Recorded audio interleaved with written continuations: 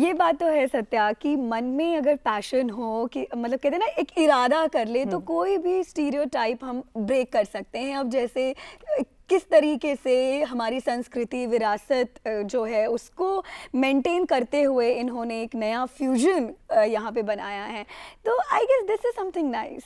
अब तुमने नवनी बात की है स्टीरियोटाइप्स की, तो तुमने कभी कोई स्टीरियोटाइप्स फेस किया है? अगर मैं अपनी बात करूँ ना, तो एज अ वुमन ड्राइवर मैंने बहुत स्टीरियोटाइप्स फेस किए। सबसे पहले लोग कहते हैं अरे आपके साथ बैठना है, हेलमेट पहन लें क्या गाड़ी में? आई एम नॉट, आप अच्छा नहीं ड्राइव करती होंगी, और बहुत सारी इस तरह की चीजें। I would like maybe this is the only reason कि मैं अभी तक अच्छे से गाड़ी चलाना कभी नहीं सीख पाई, क्योंकि जब भी चलाने का सीखा है कि अरे तुम रहने दो, your height is not sufficient and लड़की कहाँ, ये आज भी ऐसा होता है। yes, लेकिन फिर भी इन स्टीरियोटाइप्स को ब्रेक कर रही हैं आज जिन महिलाओं से हम आपको मिलवाने वाले हैं। ऐसी महिलाएं जो निकल पड़ी हैं अपनी गाड़ी लेकर दिल्ली की सड़कों पर और प्रेरित कर रही हैं सभी को।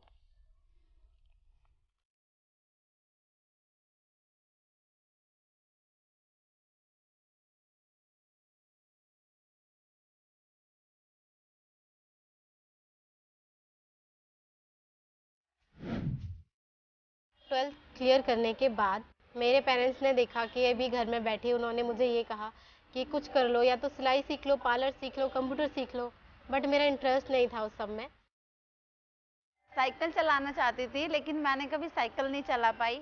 आसपास का माहौल था वो थोड़ा मतलब कि मेरे लिए थोड़ा हार्ड हो गया था कि वो लोग को ये एक्सेप्ट नहीं था कि मैं ये ड्राइविंग करूँ।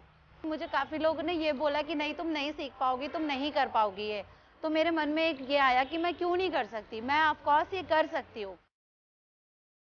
एज अ कमर्शियल ड्राइवर मैंने जब फर्स्ट दिन अपनी जॉब स्टार्ट की थी उस दिन मैं बहुत नर्वस थी, क्योंकि पहले दिन मैं अकेले प्लस मेरे साथ क्लाइंट और गाड़ी लेकर मैं अकेले रहूँगी पूरे रोड पे, और उस टाइम मेरी ड्यूटी आई थिंक नाइट में थी फर्स्ट डे।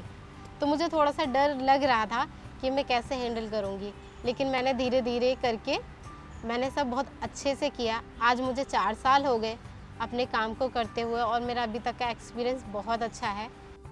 हमारे 90% ड्राइवर्स ऐसे होते हैं जो अपनी कॉलोनी से अपने घर से भी कभी बाहर नहीं निकलते। So when they go for a work, they completely change with the experience. They also come across roads are safe, they can work and they very confident. They just don't only drive in Delhi और like any other cities that we work, like Jaipur, Indore, Kolkata, but they also drive out stations. एक ladies भी car में रहती है लेकिन वो एक private car चलाती है, और कमर्शियल कार बहुत कम लड़कियां चलाती हैं दिल्ली के रोड पे। तो इसलिए मुझे जब काफ़ी लोग मिलते हैं तो मुझे अप्रिशिएट बहुत लोगों ने किया है। बहुत से ऐसे लोग भी मिलते हैं जो हमें ये बोलते हैं कि मैडम आप ये क्यों कर रहे हो, मतलब ये लड़कियों के लिए करना अनसेफ है, प्लस आप तो अच्छा है ना अपना शादी करके घर में रहो, फैमिली संभालो। When they can have a say in their family, when they know to deal with their own finances, when they know to take decisions, and they know what they need to do and what they have to. They don't have to ask that permission from somebody. That itself is called empowerment.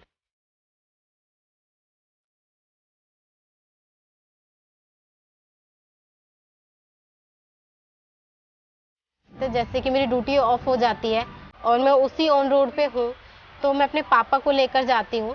जब वो बैठते हैं मेरे साथ गाड़ी में, उनका चेहरा देख के ही लगता है कि उनको बहुत प्राउड फील होता है मुझ पर, क्योंकि एक तरीके से हमारे लिए बहुत बड़ा चैलेंज है। हम लोग रोड पे ऐसे रश में, और दिल्ली तो वैसे भी इतनी फेमस है रश के लिए, उसमें हम लोग गाड़ी चलाएं, तो मतलब पेरेंट्स को तो बहुत प्राउड फील होता है।